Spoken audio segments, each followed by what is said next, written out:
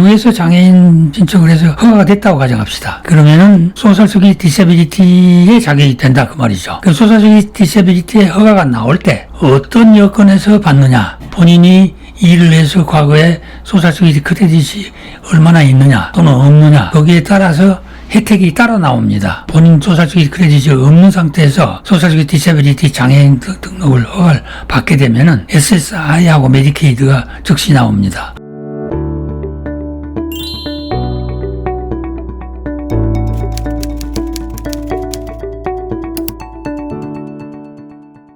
프랭클리 선생님과 함께하는 사회복지 상담 시간입니다. 스튜디오에 선생님 나오셨습니다. 안녕하세요. 안녕하십니까. 제가 편지 소개하겠습니다. 저는 시카고에서 거주하는 63세 영주권자입니다. 영주권은 10년째로 얼마 전에 다시 갱신했습니다. 현재 세금 내는 일을 못하고 있고 한국을 왕래하고 있습니다. 아내는 식당 등에서 일을 하다 최근 작은 개인 사업을 하는데 연 5만 불 정도의 수입이 됩니다. 저는 한국에서 5급 장애인 등록증이 있습니다. 저의 질문은 제가 미국에서 장애인 등록을 할 수 있을까요? 또 아내는 어느 정도 소셜 세큐리티를 받을 수 있을 것 같은데 저는 어떻게 하면 가능할까요? 정부가 주는 어떤 보조금도 받지 않고 있습니다. 이런 내용입니다. 예. 63세인데 영주권자 신분입니다. 근데 아무 혜택을 받지 않고 있다고 하는 게 조금 염려가 됩니다. 영주권 지금 10년째로 갱신했다고 그랬는데요. 10년을 영주권 가지고 살아오신 분이기 때문에 이분은 신분상으로는 무슨 문제가 없습니다. 일을 안 하고 있다고 그랬네요. 네. 그리고 한국의 5급 장애인 등록을 가지고 있다고 그랬습니다. 63세이기 때문에 우선 이분들에게는요, 건강보험 얘기는 안 했는데, 건강보험 오바마케어 메디케이드 자격이 됩니다. 문제는, 네. 부인이 자영업을 시작을 했다고 그랬죠? 그 인컴이 얼마나 지금 보고하고 있는지가 키입니다. 인컴이 많은 자영업을 하고 있다면은, 네. 문제가 되겠지만은 페더럴 포버티의 138% 미만이면은 오바마케어 메디케이드의 자격이 있습니다. 두 분 다 오바마케어 메디케이드를 가질 수가 있습니다. 시카고라고 그랬죠? 네, 시카고. 일리노이스에 오바마케어 메디케이드 프로그램이 있습니다. 네. 있으니까 거기서 메디케이드를 가지고 건강 혜택을 보면 되겠고요. 그 다음에 한국에 장애인 등록이 돼 있는데 그 장애인이 어떤 종류의 장애인지 이를 지금 얘기가 없습니다.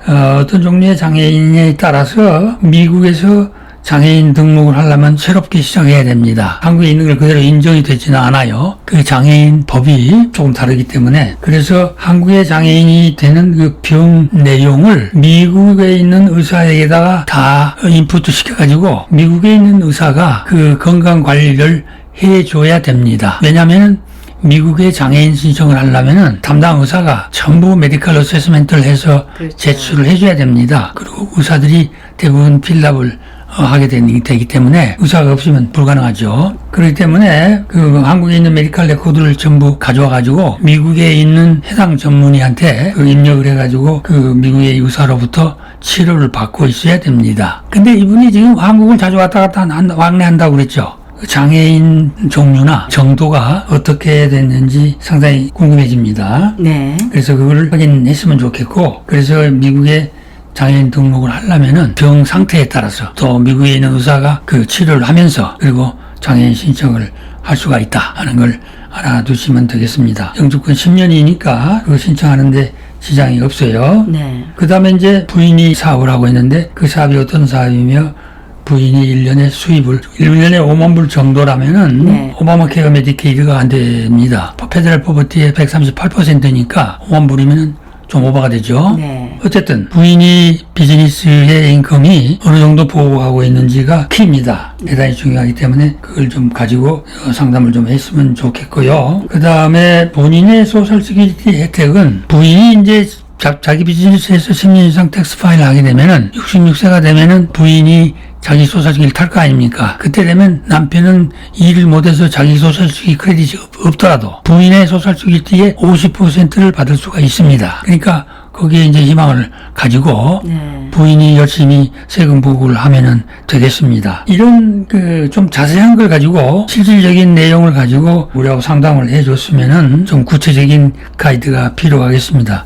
지금 내가 설명드린 것은 원론적인 얘기만 설명을 드렸기 때문에 그 내용을 참고로 해가지고 준비를 하고 자세한 내용은 전화를 주셔서 상담을 해주시면 좋겠습니다. 만약에 이분이 미국에서 장애인 판정을 받게 된다면 상황이 좀 바뀔 수 있을까요? 네, 바뀌집니다.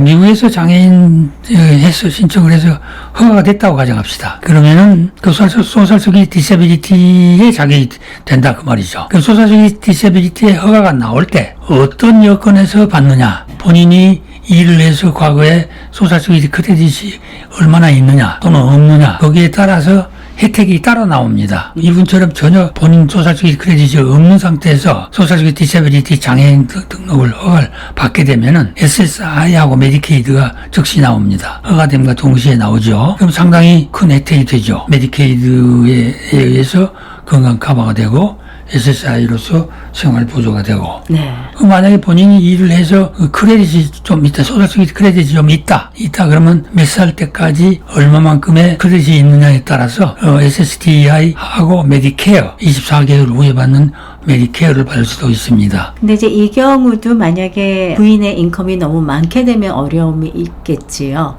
예, 부인 인컴이 많게 되면은 네. 남편의 소셜 디세빌리티 허가를 받아서 SSDI를 받는다든지 메디케어를 받는다든지 하는 데는 상관이 없습니다. 그러나 부인의 인컴이 많아가지고 액수가 오버되면은 SSI하고 메디케어를 받는 데는 지장이 있습니다. 중요한 거는 부인이 얼마만큼 지금 돈을 벌고 있느냐는 게 중요하죠. 네, 그렇군요. 자, 시카고에 거주하시는 63세 영주권자가 보내온 편지였는데요.